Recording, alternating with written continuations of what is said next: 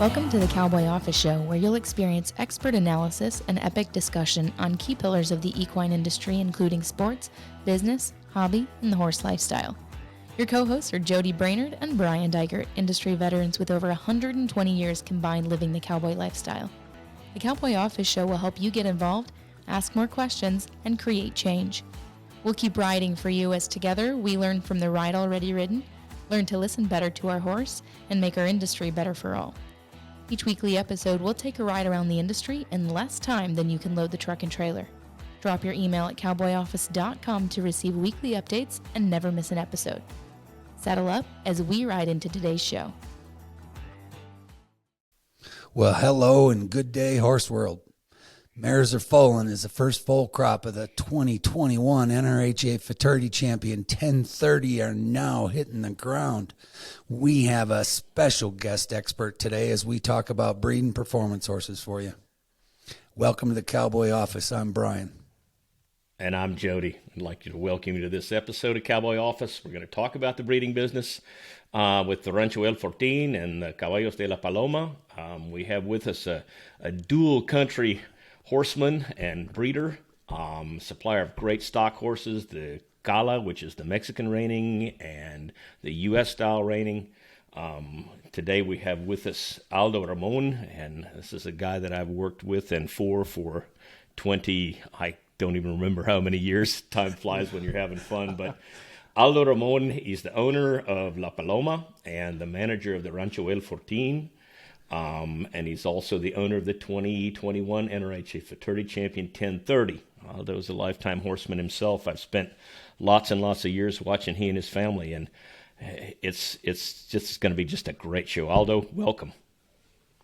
Thank you, guys. Thank you guys for having me. I'm really excited to be here, so let's get at it.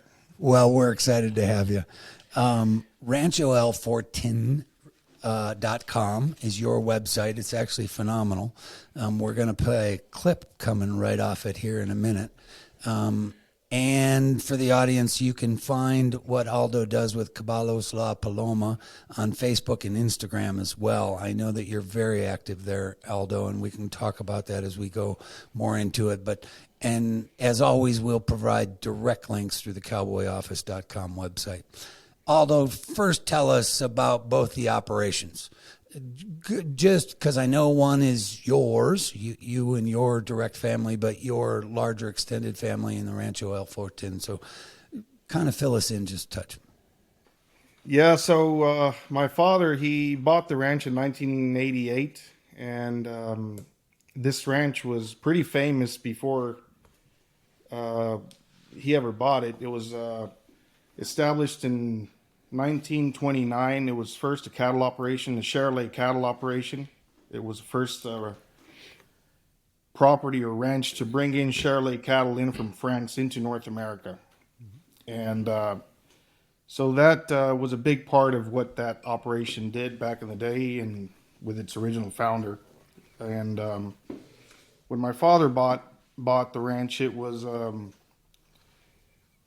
nowhere near what it used to be, and the house was pretty much in ruins, and the cattle operation was pretty much gone.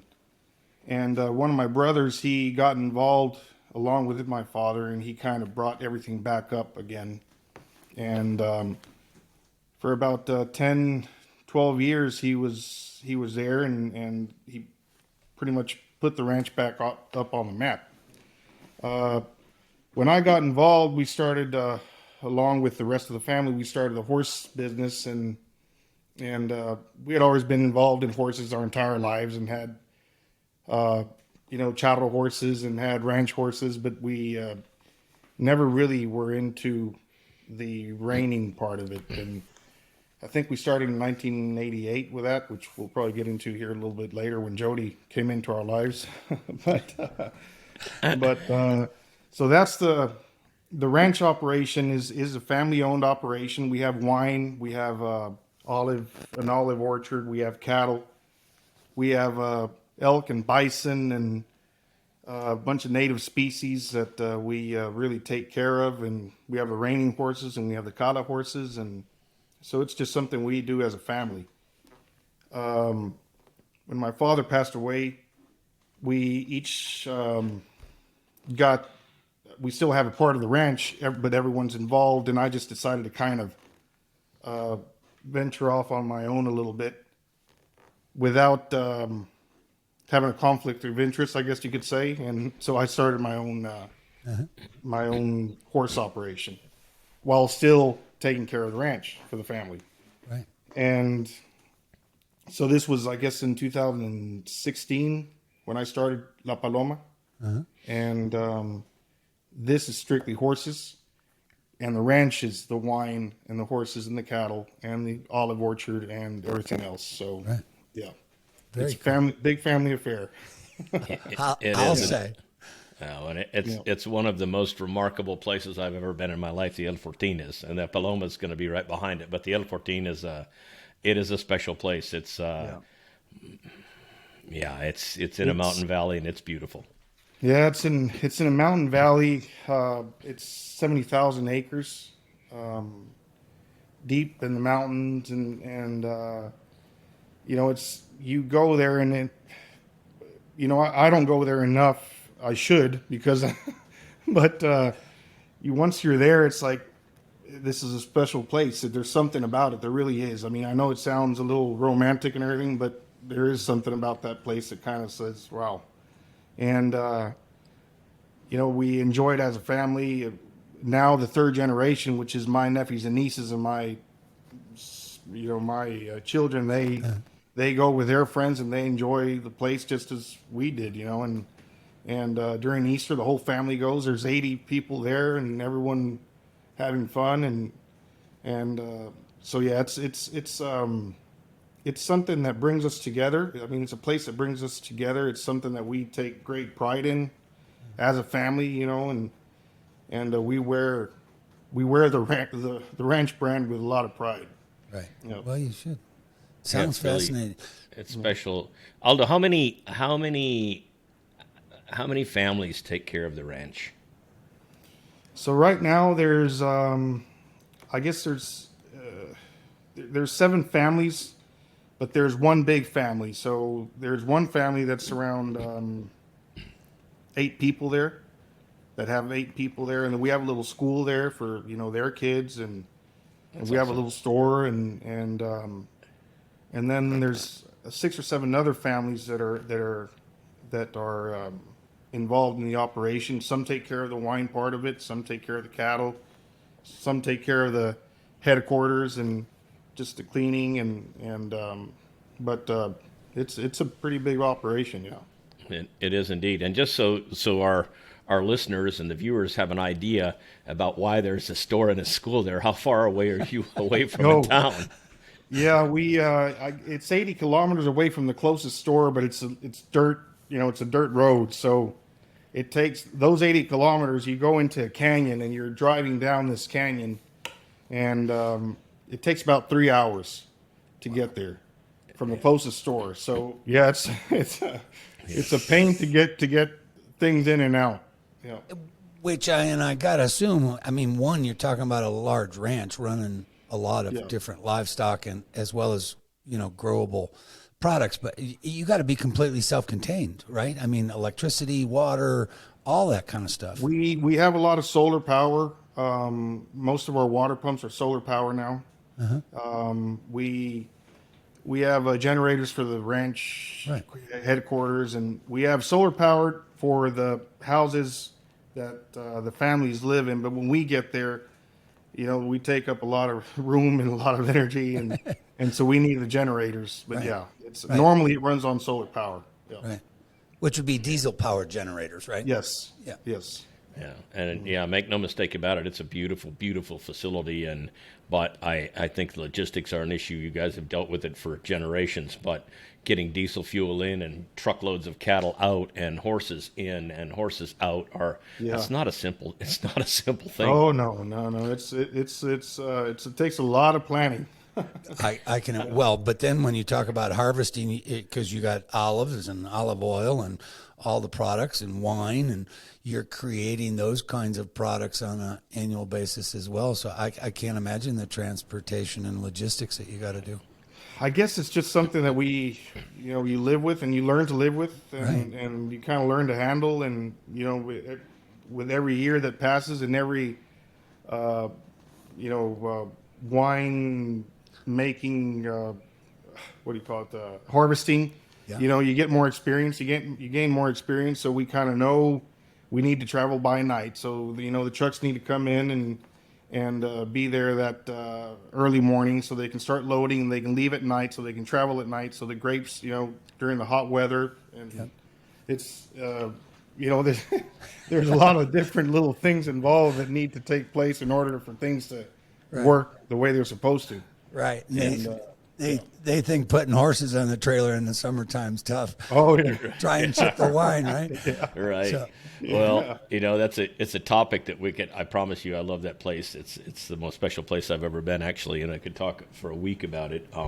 I try to get there as many times as I can, but we want to talk about you and the Paloma and what you have done also, Aldo. So tell us a little bit, because I know, but how did you guys get involved in the, raising the Cala and the reining horses? Well, I guess we've been involved in the horses forever. I mean, I started riding as a little kid, probably I've got pictures and riding steers at 4 and 5 and 6 years old, and being on a horse when I was 3. And my brothers were always involved with the horses, and they're 20 years older than me.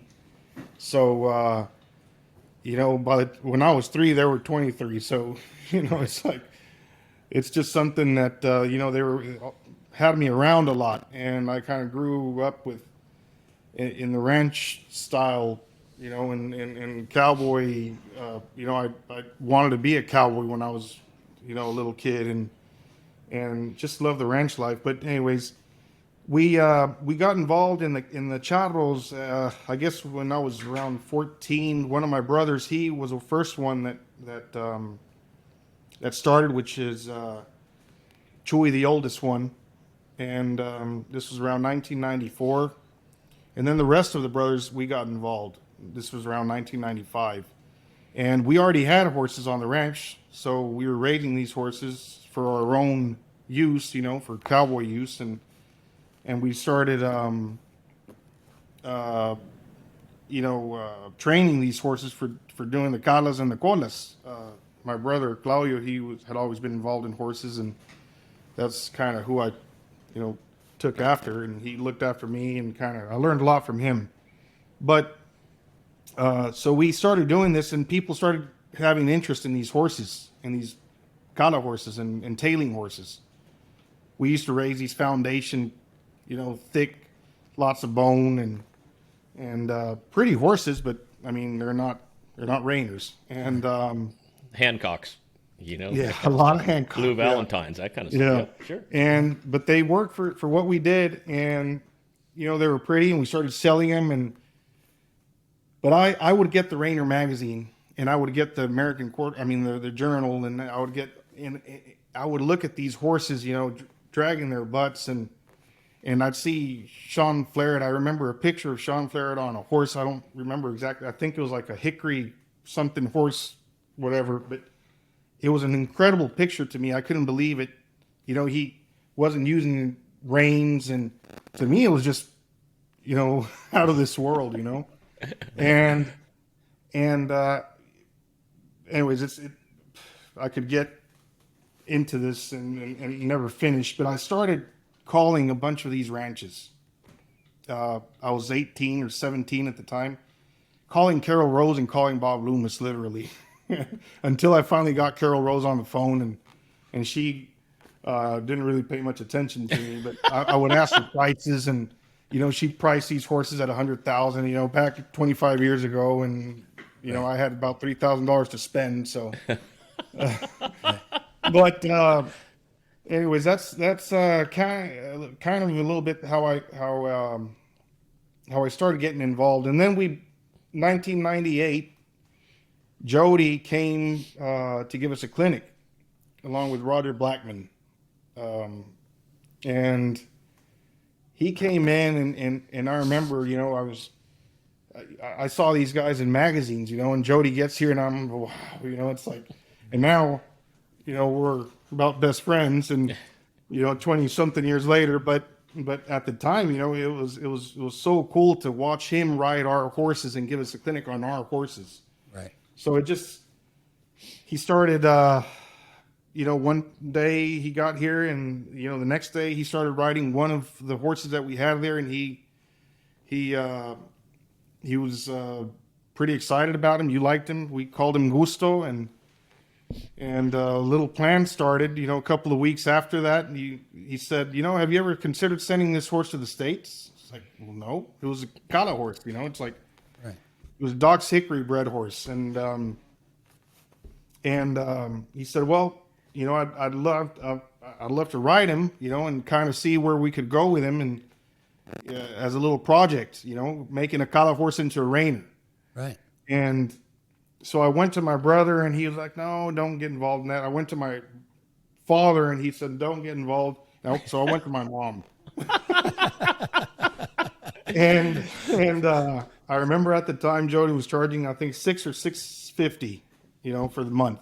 Yeah. This was 25 years ago or whatever. And she said, yeah, you know what? I'll lend you the money so you can start this. Uh-huh. So we sent Gusto, and immediately Jody came up with a plan and said, if we can qualify this horse to the World Show and then be top 10 there, I think it would be a really good deal. Uh-huh. Got some. We qualified him to the World Show, and he was 10th. Good. And to us, we were in that little picture, and we still have it. And, my father was there, my brother was there. And everything was great. And said, man, this is easy. It's like, it's like they make too much of a big deal out of this. It's like, and it only took us about 25 years to win the fraternity. So, Right. But at the time it was like, well, man, this is pretty simple here. Yeah. So talk. That's a great story, and thank you for sharing it. Talk a little bit, because we're right there. Change of what you've seen in your time, from those times of getting started with Jody, and and your family, and do get involved, don't get involved, you do, but then now 20 some years later, and I can see it right there over your shoulder. You got the fraternity trophy sitting right there on your shelf, and those are very hard to come by. So just kind of talk about what you've seen as far as an industry change, but then specific to what that meant to you and your family and what you're doing in the horse business. Well,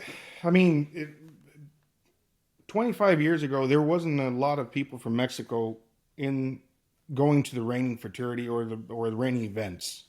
We were pretty much the only ones, and we honestly, we felt a little out of place. It's like, and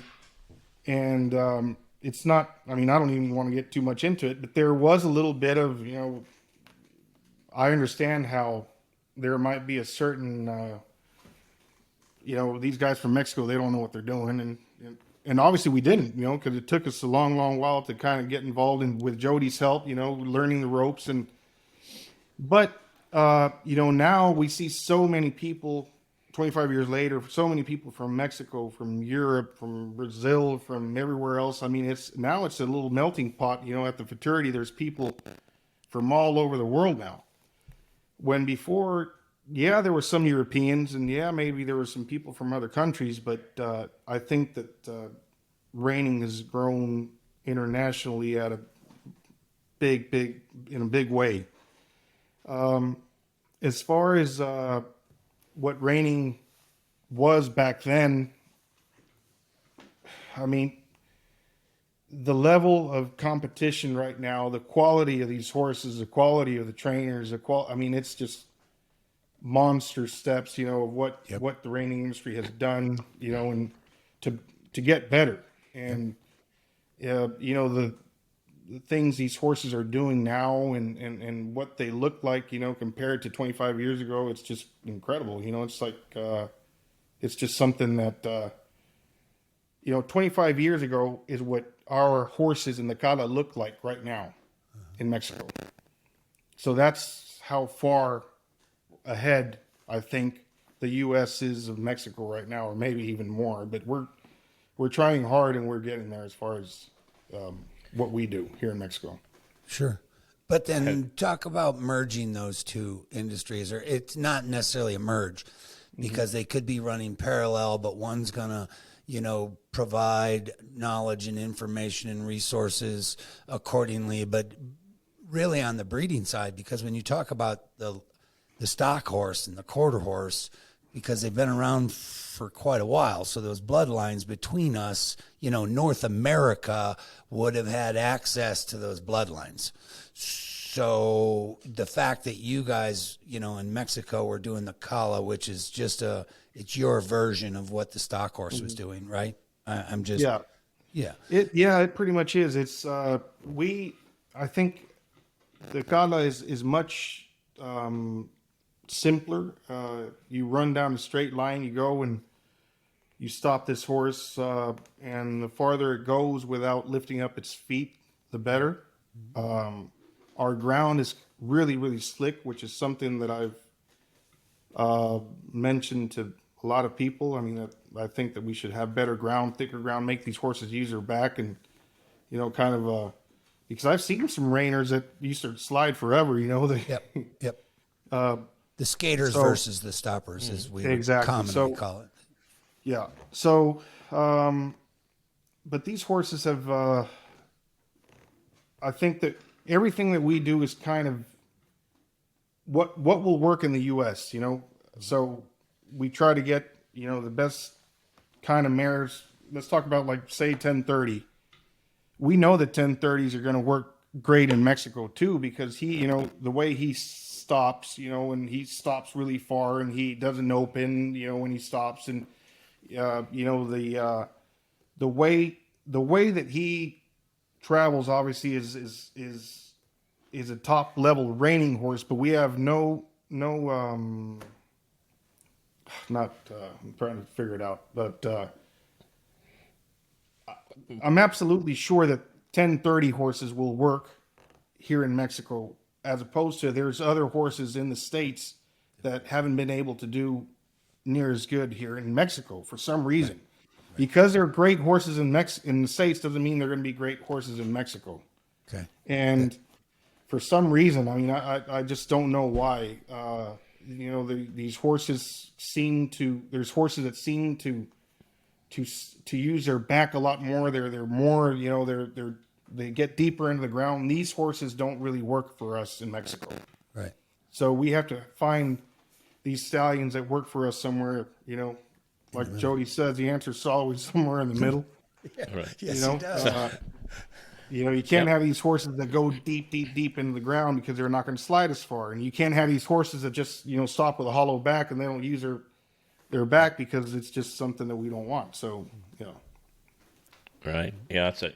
I mean, have you seen, Aldo and I, we've had this discussion a little bit on a prep session when we talked before, but you have seen significant improvement in the way that your Cala or the Mexican reining horses have been trained also. I mean, in other words, the advancement over 25 years from where the Cala was at that time when I first took Gusto, because, man, he could do some stuff, but he weren't easy, believe me. But today's livestock, I personally see a huge difference in it. So talk about that just for a second. Yeah, the trainers have gotten so much better, and there's a lot of U.S. influence. There's a lot of reining influence in the way these trainers are handling these horses now. It's there's a lot of finesse to it. There's a lot of a bunch of these guys have gone and bought all these tapes from Floridas and Fapanis and everyone else, and they're always online and looking to get better. And the guys that have done that are the guys that are making a bunch of money here in Mexico now, because they've wanted to evolve, they wanted to get better, and the way to get better, I mean, is if you guys are so far ahead of us as far as the way you guys are training, so why not try to imitate exactly what you guys are doing, or try to at least. And there's about 5 or 6 guys that have really gotten the hang of it. And I mean, these guys could probably go and show reining horses at a high level. I mean, that's how good these guys have gotten, and that's how good these guys are, you know, and they're the guys that are leading here. It's just they're elegant. There's a lot of finesse. I mean, the horses look great, and also, I mean, not only that, but the way they treat their horses, you know, it's no secret. You know, we're pretty hard on horses back in the day, and you know, some of us still are, and you know, it's the Mexican way, and you know, you have to do it, and you have to stand there, and you have to, you know, beat it out of them. And now it's totally opposite. You know, there's a lot. The horsemanship has gotten way better now. But that also, in order for the horsemanship to advance, you've got to have the livestock to go with it, and that's been moving. We've seen it. I mean, we've seen it. And if you looked at the reining industry on an international level, you would see the same thing. I'm now assuming that when you go into any one given country, that bulk of livestock, you know, it's no different. You go to Australia and you'd see some great stock horses. No, they won't see the same volume that we see, but you will certainly see good ones, and the good ones enhance great horsemen, and they all come out. And so we've seen that. And so, which would be a little bit different, because when you go to Europe, they haven't had that. They haven't had the access to the livestock. They are now, but they actually had to go import it over all these years. I'm assuming, you know, because of the advancement of science and all, you know, ship seamen and frozen and all that stuff allows the mobility on an international level. I'm going to pose a question. We're going to come back to it. We're not going to try and talk about it, but this came across our website, Jody's and mine, thecowboyoffice.com, just recently, and it's very pertinent to this, which is about, is there a need for an international reining organization of some sort? I'm using that as a very loose term, but that's the question that's come across a couple times to our website. And the point being, when we look at our own industry, because if you talk about the U.S. reining industry, and then you start talking about whether it's Canada or Mexico or Europe or Australia, or now you got South America, you know, they're each going to have some of their own parts of those industries, but then as it all kind of filters itself up to a top, and when you talk about putting competition into it, I think that that's a very fascinating set of circumstances. But then comes, now I'm going to use some of the others, because like a World Cup, and whether it's soccer or IndyCar race drivers or whatever that is, you know, there's a structured organization that goes to the top of the top in the World Cup. And so that question comes, and I'd love to come back with you and possibly another international guest that plays on the U.S. and their own domestic market. We'll come to that later. Talk about, if you would, Aldo, because you got stallions and a full breeding operation there in Mexico, in probably two, La Paloma, yours, that's solely focused on the Cala and reining horse, right? Yes. But then you've got a commercial operation with Rancho El Fortin, and because you got hundreds of Charolais cattle that you are running an operation, so you're breeding horses to supply all of that. But talk about, and then on top of that, I don't know. I mean, I know you own 1030, and he stands here in the States. The breeding component to it, especially owning a significant amount of studs and a significant amount of mares. You're foaling 30 to 40 foals a year, right? So, I mean, that's full-time work. Talk about that in today's time and what that kind of means, and especially being so close to being able to provide two markets, the Mexican market and the U.S. market. Yeah, so I've got 5 studs here at La Paloma, and these horses are horses that I've promoted for the last couple of years, and I've got Lucky Moonstone. I've got a pretty famous he's not Mexican, but he's famous here in Mexico. Is called REF Camafeo, and part of he's owned partly by Fortin and myself, and he's a gunner stallion that right now I think he's one of the leading, if not the leading, stallion of money earners for the Cala here in Mexico. Okay. I think he's produced, I think, almost 200,000. Wow. And I've got about 3 or 4 other stallions that have been doing. I sell about 150 breedings a year. I've got about 40 colts coming this year, and 20 of them are 1030s, and the rest are kind of dispersed amongst the rest of the stallions. 1030 right now, he stands at Oswood, and they take care of everything in the States. I take care of the Mexican side and send semen throughout Mexico through my operation, which is La Paloma. I send, Yep. But, the breeding, as far as the breeding goes, I try to keep it balanced. I know that some mares produce great babies for the Calas, and I know that some of my mares produce great babies for the Rainers. And some are always kind of in between. They could go either way. So I keep an open mind as far as not trying to breed exclusively for the States, because I know that only 2 or 3 of them are actually going to go to the to a big training facility, or big time trainer.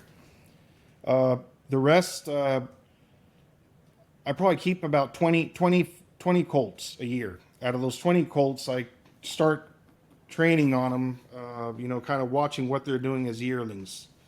When they become 2-year-olds, we start riding them, and that's where I kind of start deciding, okay, you're going to the States, you're going to Mexico. That's when Jody comes and other trainers come, and they take a look at them, and yeah, I kind of like this one, let's try him. And sometimes they work great, and sometimes they don't. And then they can come back. They can come back, and I can send them to the Mexican market. But the market for the Cala horse right now is huge. It's paying a lot of money. These Cala events, the tournaments, the shows, they pay a lot of money to win it. And it's not that expensive to train these horses like it is in the States. So, it probably costs about $500 or $600 to train a colt a month. And once these horses start competing, they go and they can, at a weekend show, they could probably make $7,000 if they win it. And even though it doesn't pay that deep, but it does pay a lot of money. So you can quickly gather a lot of money on these colts and get some sort of a record on your mare, your stallion, and your horse that you own through an association that's involved and that's kind of taking care of all the records. Kind of like AQHA or NRHA does. We've got our own association for the Cala deal. So that is really growing, and it's making these clients and our customers come down and they want to buy a La Paloma baby because, they've done really good at the Vituris, and it gives them a name, and,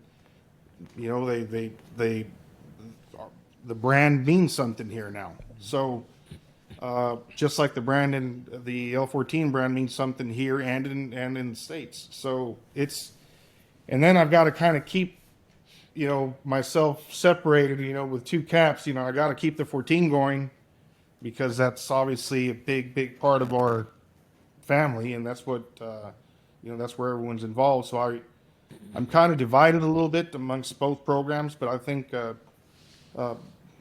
we're in good shape. I think it's we've done a pretty good job at it, and hopefully we can keep on getting better and keep on sending babies and 1030 babies to the States. Right. But so just in the recent years, last 2 or 3, and looking forward, the demand on breeding coming from the outside, not what you're doing in your own program, but from the outside wanting to breed your studs on both sides of the border, that is high. Is that correct? Yes.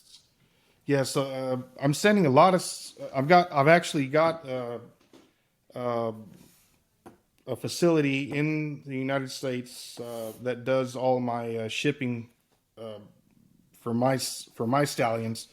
And it goes to Chicago and California and Florida and Oklahoma and a bunch of guys that, have wanted to breed to some of these stallions.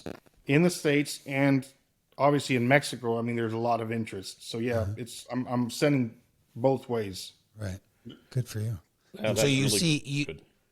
the market's strong. That's the bottom line. Yeah. Oh yeah, oh yeah. I've been each year it's been growing. I actually looked at the numbers about 2 weeks ago.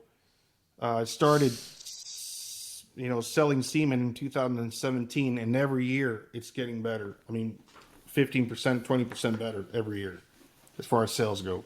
Are they about equal, Aldo, on the studs, on all the studs between, I mean, are your numbers, are you selling about the same breedings to American clients as you are No, Mexican clients?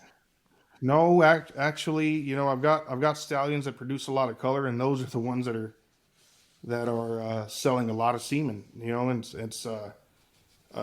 like Lucky Moonstone, he's a horse at 115,000, and almost could have won the Derby with Sean, and he's a great, great horse, and I love that horse, and his babies are really looking promising, and he doesn't sell as much here in Mexico.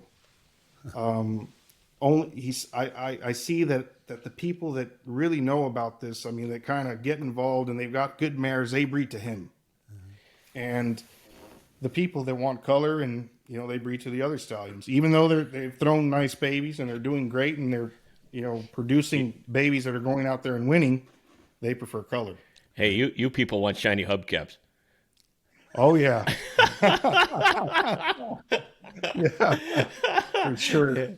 I know. I think that's awesome. We've talked about this, Aldo, and I have for years because, I laughed. There was always Mike McIntyre is a good friend of mine, and Mike, a long time ago, when I had him on Judges Committee, said, we got to be careful because if we're not, we're all going to be riding white-faced palominos.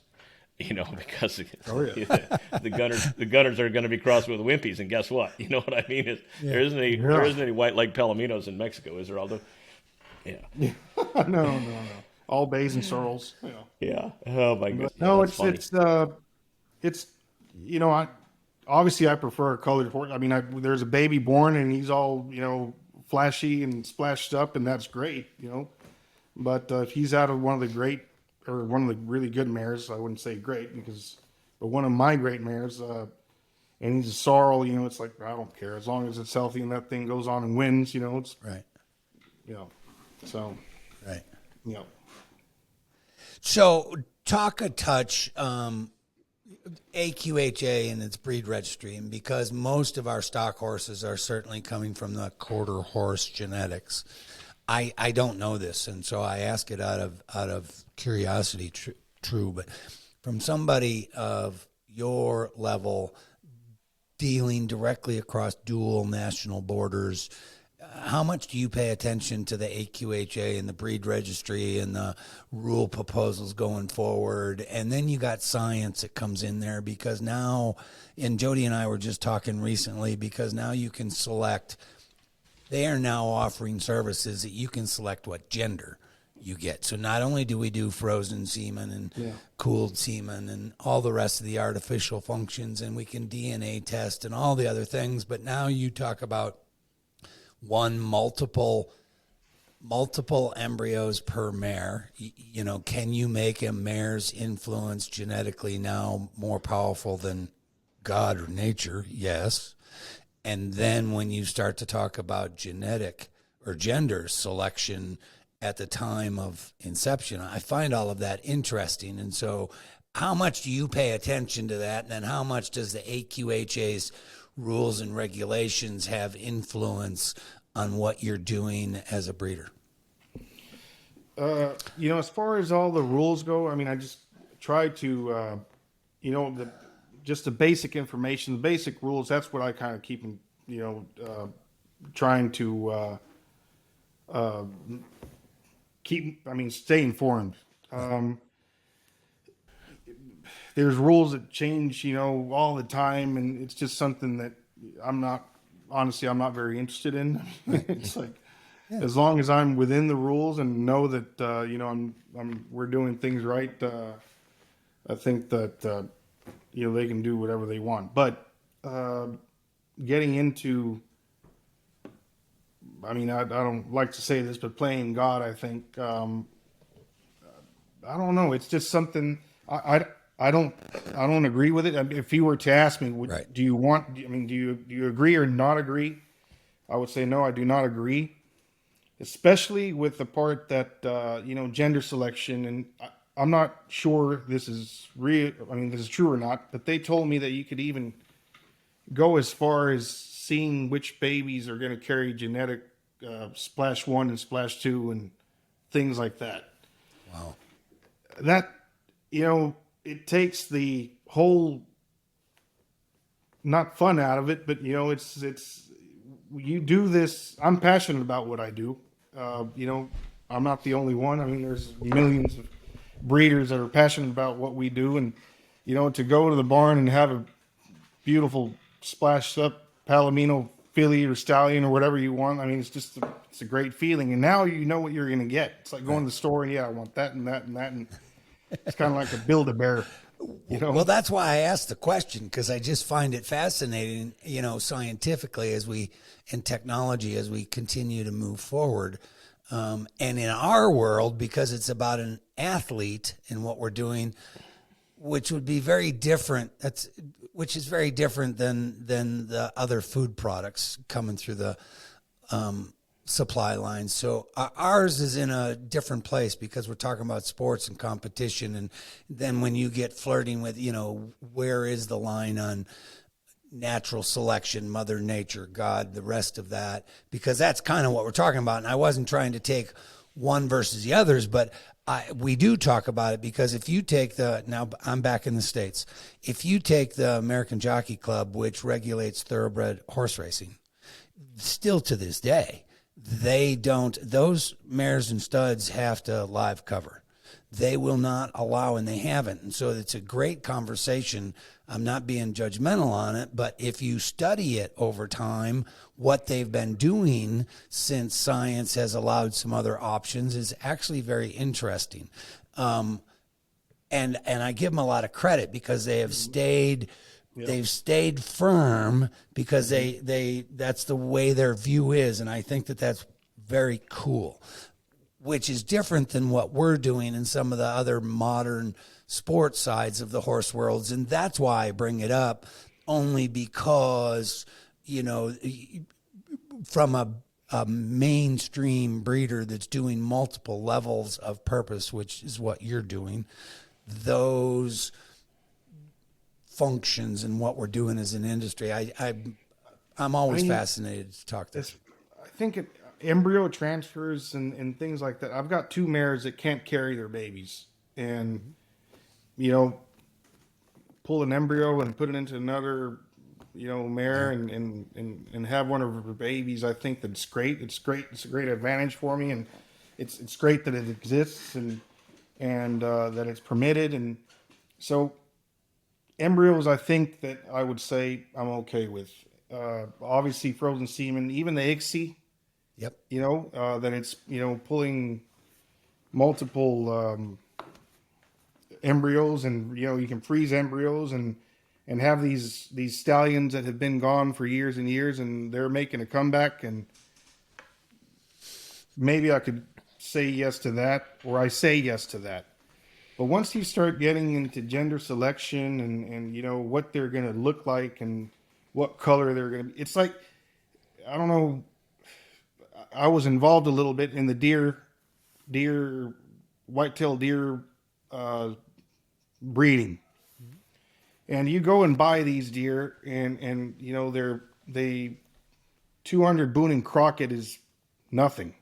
When before, how many 200 Boone and Crockett were out there, in Texas, and maybe there were 100 in all Texas, it's like, and now a 200 Boone and Crockett is nothing. I mean, and you kill them inside it's like shooting fish in a barrel, and it's like,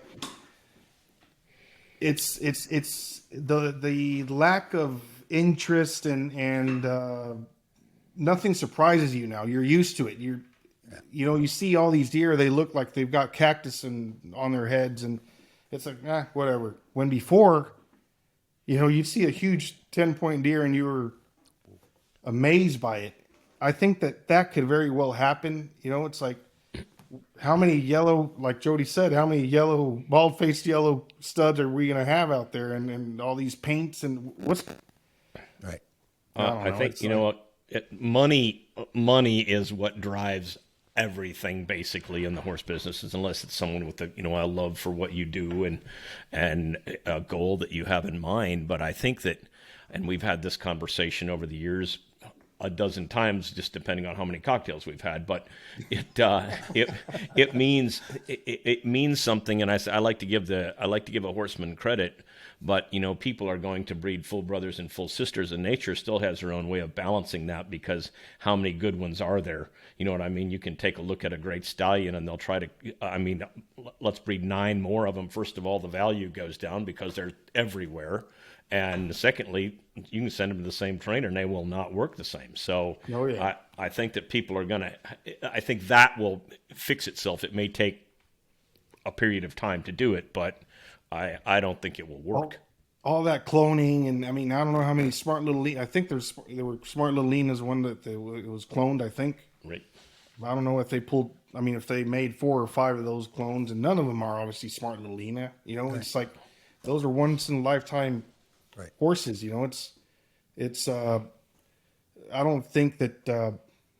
I've got 7 brothers and sisters. Some of us. No, 2 of they're them all are the nice. same, huh? Some of us are fat, and some are skinny, and some are grumpy, and some are always happy. And it's. I mean, there's nothing. Yeah. We don't look alike. We don't. It's like. Yep. So, That's way funny. so that's why it's so special. I think that we should keep it that, or try to keep it that way as much as possible. Without trying to play God too much. Yep. No, I hear you. And I'm always fascinated to talk about some of those things, because technology and modern science and knowledge and information are always moving forward. And how do we always kind of advance ourselves? Those things precipitate us or catalyze us to at least have to put some thought into it.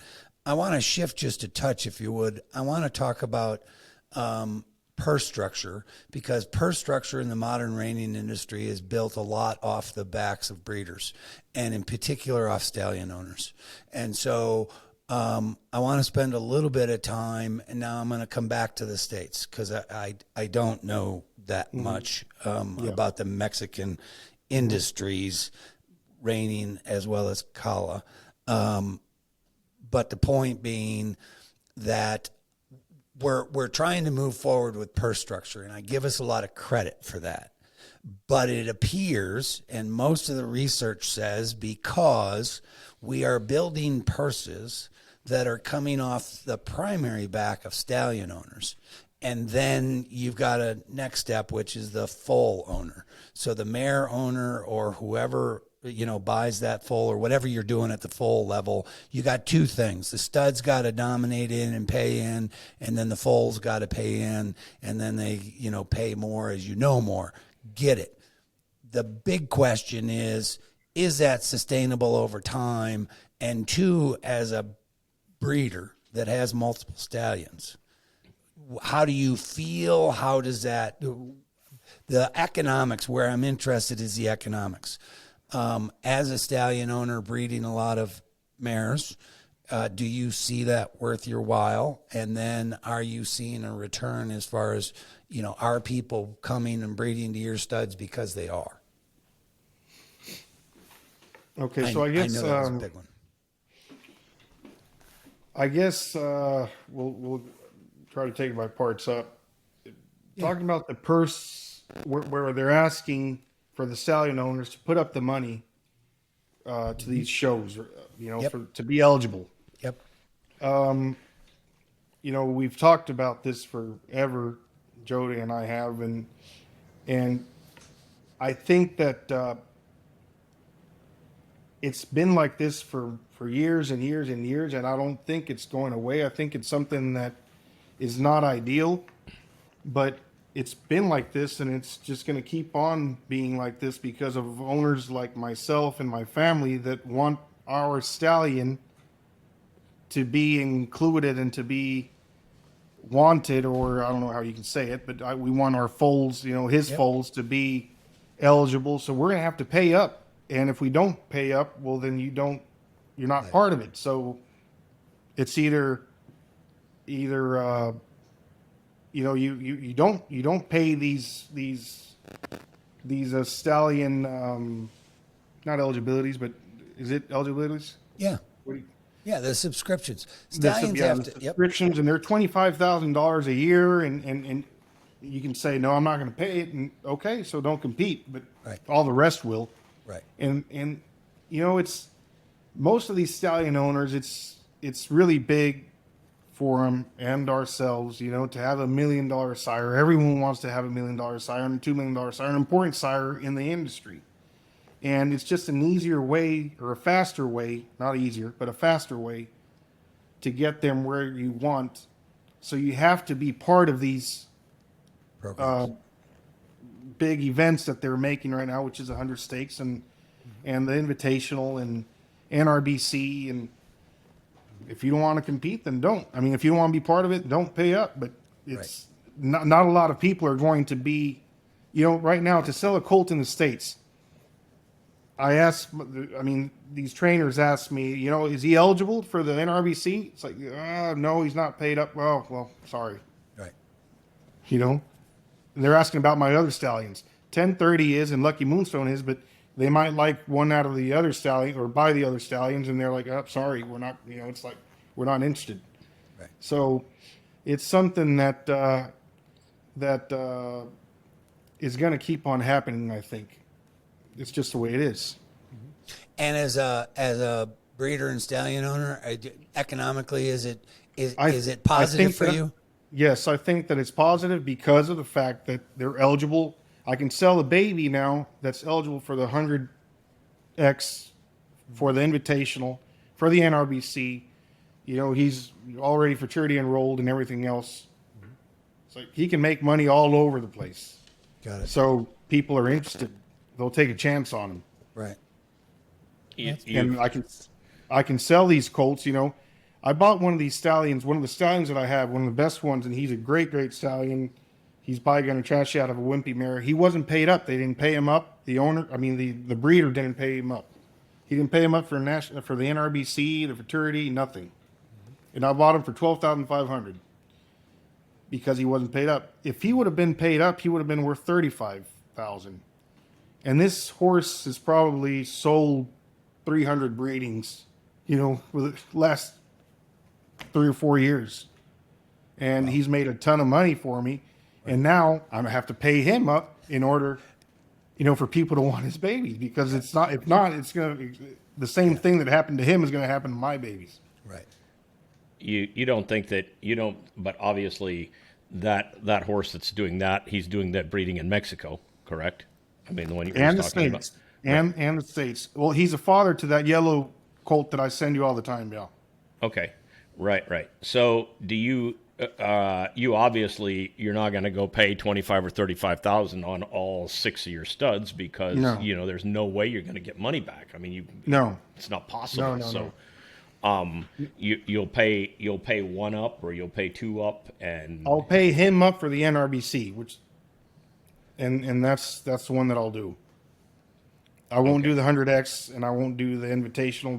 They're very, very expensive, and it's just something that I don't think that a horse that hasn't won in the States, he didn't win in the States, and he hasn't produced yet. I don't think that people are going to be going crazy over buying these horses when there's so many good ones out there and that have great fathers and mothers. So, right. But I'll pay him up in order for you to take a chance on one of the babies. I can do that because NRBC is not that expensive. Right. Okay. Yep. Interesting stuff. And this is a little bit off topic, and I'll let Brian pick back up in here. But have you seen?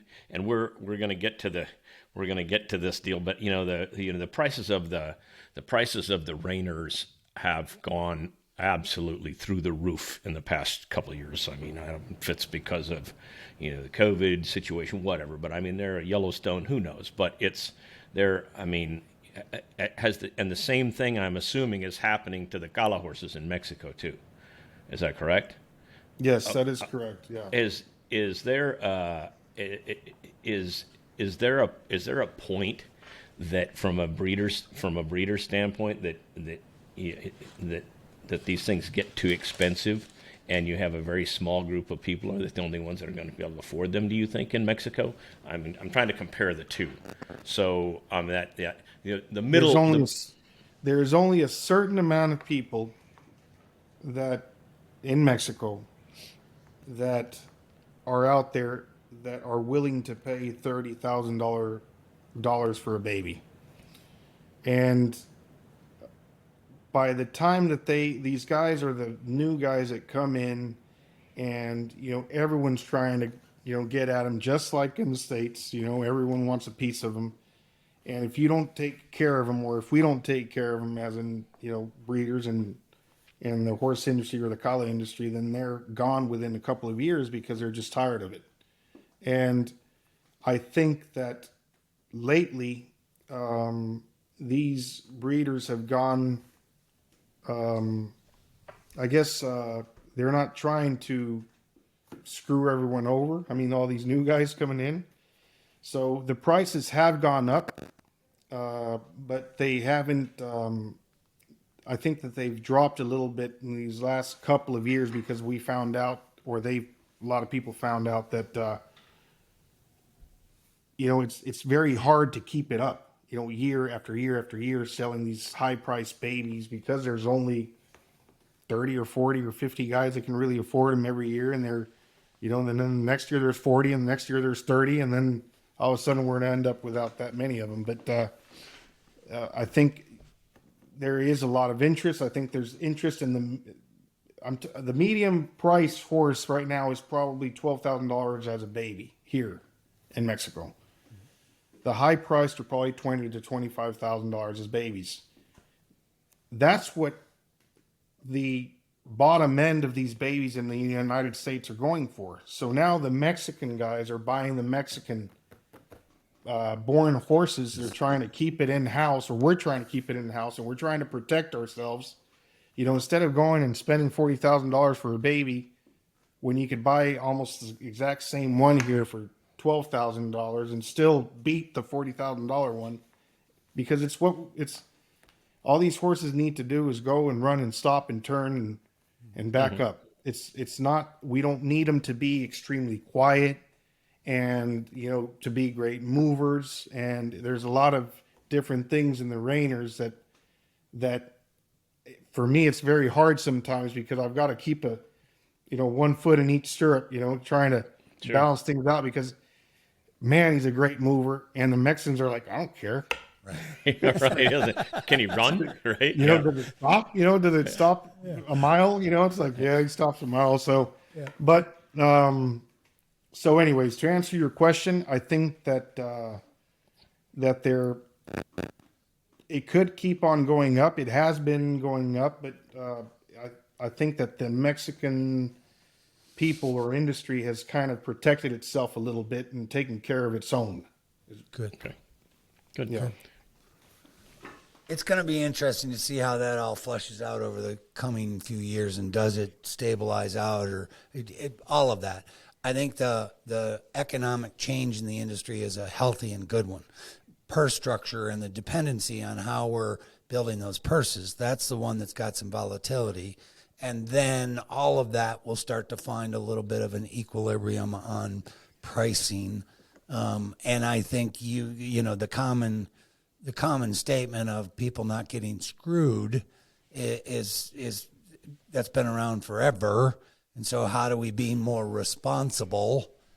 It's going to be interesting to see all that flesh out. But the one of making it affordable, and the affordability has two big prongs in my opinion, because one is, what are you wanting to do? If you want to go play the game and have fun, affordability is a different piece of the equation, which is different than if you're in the horse business and now you need it to be productive for you in all the different ways that you can. So it'll be interesting to see as the industry takes the next steps. As long as, the run for $1 million and these huge fraternities that are now paying $250 to win it, and, the reining fraternity is paying $350 to win it, and they say that that's going up. And then, you've got the invitational that pays 100, and then you've got the 100X, which I think is now paying 200, and so there's a lot of money out there, and it's only going up. Years ago I thought, no, it's not. These horses will drop off. They haven't dropped off in years. They just kept going up, and there's a lot of money to be won, and a lot of big eagles that need to be, killed. So For sure. and Well, that's that's crazy. I again, I wanted to get too repetitive, but I have a question here about last fall's sales displayed strong results on performance horse offspring, strong value on yearlings. Are you realizing the strong sales in two countries? I mean, is it the same? And if 10 years ago you'd have told me that yearlings are going to bring what they bring now, because I've never been a fan of buying a yearling, just because, I've told you a million times I'd rather buy the 2-year-old, just because I can't tell if that yearling's going to stop or he's going to be a good mover, going to change leads, whatever. But, we have that. They're bringing so much money, and if you'd have told me, again, like you said, consistently, that it was going to happen, that the babies and yearlings are going to bring this much, I'd have said, yeah, you're nuts. I mean, now it's either you buy them as babies or you don't buy them at all, because you can pay $40,000 as a baby or $35,000. I'm talking about the States. Yep. Or $35,000 as a baby. I'm not even going to get into the high end mares and all that, because those are priced at $250,000 when they hit the ground. I'm talking about average market, $35,000 babies. They hit the ground by a great stud. A year later, $50,000. A year later, once they have 10 saddles on them, $100,000. It's like, it's crazy. I mean, it's just, and you look online and or you call anyone, no, that one's not for sale, or no, that one just sold for $250, and that one just sold for $100, and this one it's gone up. Yellowstone has a lot to do with it. I mean, a lot of people want to play Cowboys. Cowboys, being a Cowboy is pretty cool, and I guess that whole thing has had a lot to do with it. But also, there's a lot of money. Different shows now, a lot more shows, and horses are better, trainers are better. I only see it going up. That's an interesting take, and it leads us right into it, because we just watched the World's Greatest Horseman was 2 nights ago. They paid $150,000, and Jody and I were talking about to win it, and you're talking about those. I think the youngest horse in that finals was 6 years old. Most of those were 10 and 11 and 12-year-old. Yep. And they had all of them. I mean, yes, there was a good amount of studs. I didn't do the numbers on it, but you had studs and geldings, and there was one mare. That were in the finals. And so, and you're now talking about the aged horse in the stock horse world, and it paid $150,000 to win it. That's a big deal.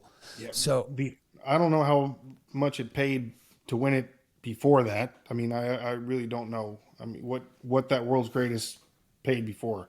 It's been slowly. Well, I don't know. I'd have to go back 10 years. It might have been $35,000, $40,000, $50,000. They've been incrementally doing that, and because the cow horse is the epitome of what the stock horse stuff is all about. But putting the emphasis on the finished older horse is something they've stayed focused on, and I give them phenomenal credit. No, because it is awesome. I mean, it's fun to watch. I loved it. Yeah. Watch the whole thing. Yeah. But it will start to turn the economics. That was my point. Go ahead, Joe. No, excuse me. I didn't mean to break in there. We've had this conversation before too, though. Aldo, do you think that there's a spot where we're going to grow, where they're growing too fast? And what I'm saying is, let's say NRHA, and I've been away from that board of directors forever, and I don't keep my nose into it, but I know that the futurity winner is always they wanted to pay, $350,000. They want to pay $500,000. But I'm telling you, from a membership standpoint, NRHA is pretty flat. I mean, they're not growing by leaps and bounds. And so I think probably what our current board of directors wants to do is they want to highlight maybe the top 5 guys in the NRHA futurity. That's where all the prize money is. We're going to split it between the upper end of this thing. So What I'm saying is, and I don't know this for sure, but the money has to come from somewhere. And if our membership isn't growing, it has to be sponsors' money, right? So and I don't know if this is the case in Mexico with the Calas too, where your prize monies just keep going up and up and up like crazy. So what happens when that sponsor says, I'm out? Then how do you go backwards from a $500,000 purse to, well, you know what, we don't have any money, we got to go to 250,000. I mean, what does that tell? I mean, I'm just throwing it out there. I don't know if that'll ever happen. Maybe there's always going to be a sponsor that'll step to the plate and say, we'll give you $250,000. I think right now that the exposure that the reigning fraternity is getting, you were talking about pushing too far too early, right? I mean, so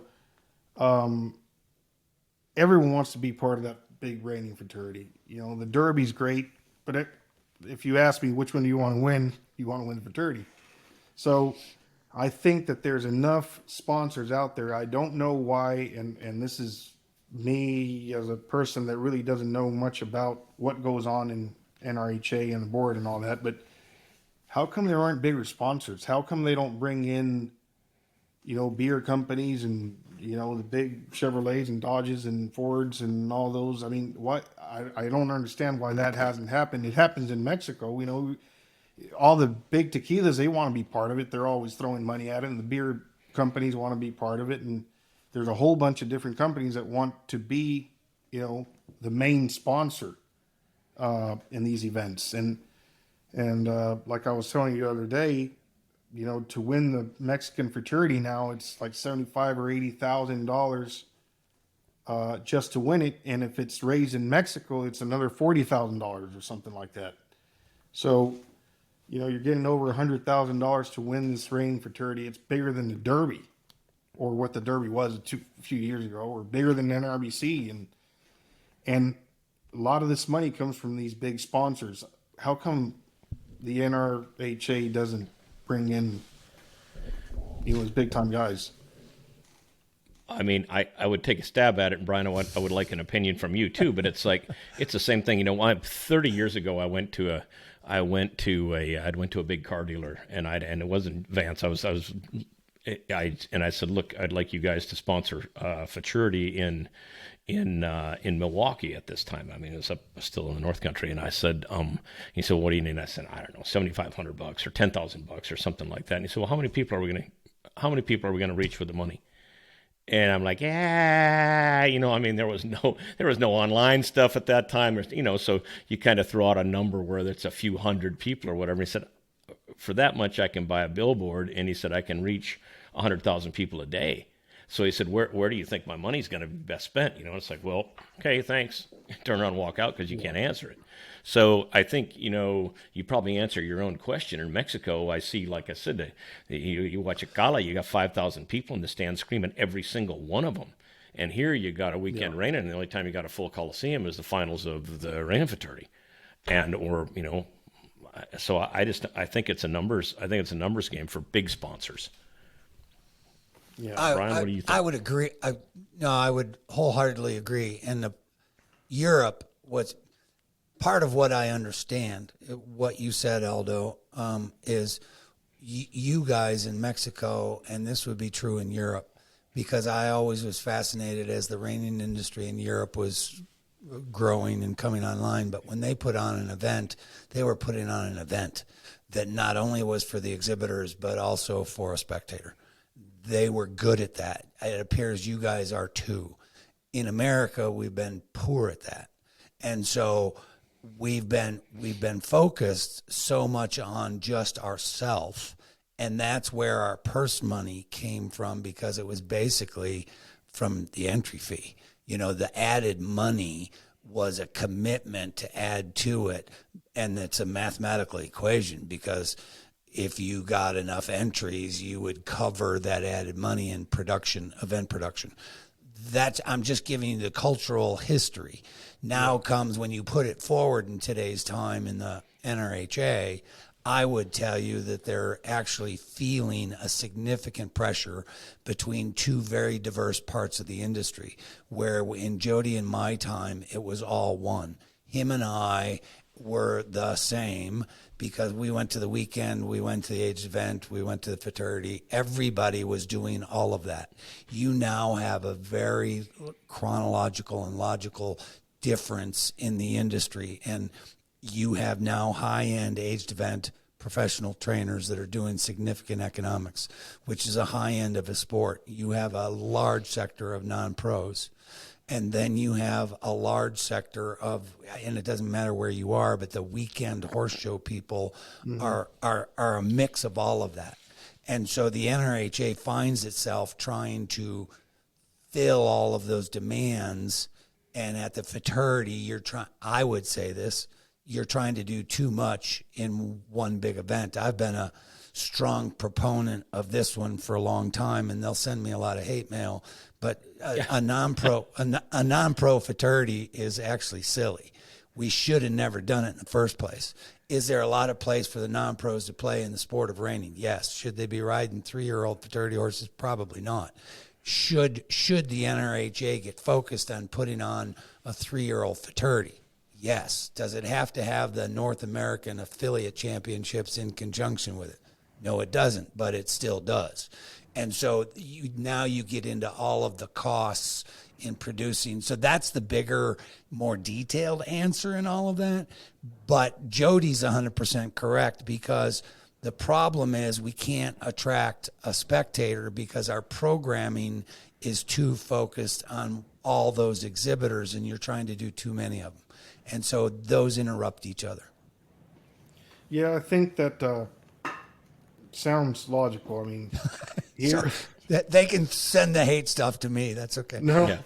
I mean here in Mexico they've done a good job as far as having the show not only for the participants, but also for the spectator. They've got a music, one of the big bands, important Mexican bands. They come in right after the fraternity, and so they play. So there's a lot of different people that maybe not involved in the Cala, but they're there to watch it, and they enjoy it, and then they'll stay for the show later on, and there's big sponsors, and so I don't know, maybe it's just, I don't know, maybe Saturday after the fraternity they could have one of those big names come in and it would be full. It's Yes. Well, I think you got two things. Run for the Million is certainly setting the pace for how do you attract a spectator and put it in for a high-end reining. They've been doing it for 3 years.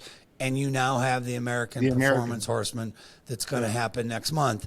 And they're taking the best of the best and they're putting it in front of a different audience. Those are going to start to set the tone for how the rest of us in the industry begin to produce what we call horse shows. And I think there's a significant difference between a horse show and what a larger horse sporting event wants to be, because it needs to be a sporting event and not what we all know as a horse show. Yeah, we've got, our finalists are always 5. So there's 180 something horses that compete. 30 come back to the semifinals, and 5 make it back to the finals. So the finals are in each division. So we've got a non-pro division, we've got the fraternity division, and then we've got what we call like the more of a, I don't want to say for older guys, but Seniors. Seniors and prime timers, right? But so anyways, and the ladies, which we've been trying to merge, because some of these ladies can outride us, and but it's just something that they don't really want too much, and some of the it's just tradition. Anyways, I won't get into that. But so the finals is very, very short, and it's interactive. People are getting involved, and it goes through very fast. And then they've got the show, so it's more of a family event that you go to, and you've got all sorts of things going on, and you've got you've got the vendors, and you've got the live band, and you've got the fraternity finals, and you got everything else. And so the Americans kind of doing that. They took back 5 for each one, and it's just something that might work, hopefully. But I think it's going to plow some new territory on how the rest of us can look at putting on an event. and it's about an event versus a horse show. So that's the bigger piece. So, and if we do we have a product that is spectator friendly? The answer is yes. Are we presenting it to make it spectator friendly yet? No. The American Run for the Million was first. They're doing it. And now you have the American. They did it. World's Greatest Horseman last weekend. They did it. So that's what we're seeing. And that's where the rest of it is, Jody. Then I think we can attract some other significant sponsors because you would have consumers that you can start to influence. Yeah, I couldn't agree more. I think I think, you know, when we were in Scottsdale for the Run for a Million qualifier, you know, great horse show, great event, great class. But first of all, Scottsdale's a wonderful place to go in the springtime. You know what I mean? You've got so many things to do that a spectator can do. I mean, they can go watch spring training for baseball. They can go, hey, eat at great restaurants, whatever. The Run for a Million's the same thing. I mean, that South Point Casino is a great place to go hang out. You got great vendors. You got things that you can do. They cater to the sports person. It's a little bit hard. It's a little bit hard to go, you know, to Little Rock, Arkansas, and say we're going to have a big rain in here. You know, I mean, because it's like, you know, there's nothing for people to do. So I think that you guys in Mexico have figured it out a long time ago. It's like, let's have some fun. You know what I mean? It's like we like to party, fun. You know, let's listen to music and let's have some fun, and that's, you know, that's what it's about. So okay, it cool. is. Aldo, we could keep going, as everybody knows, and this happens to us all the time. So I'm going to pull it all together.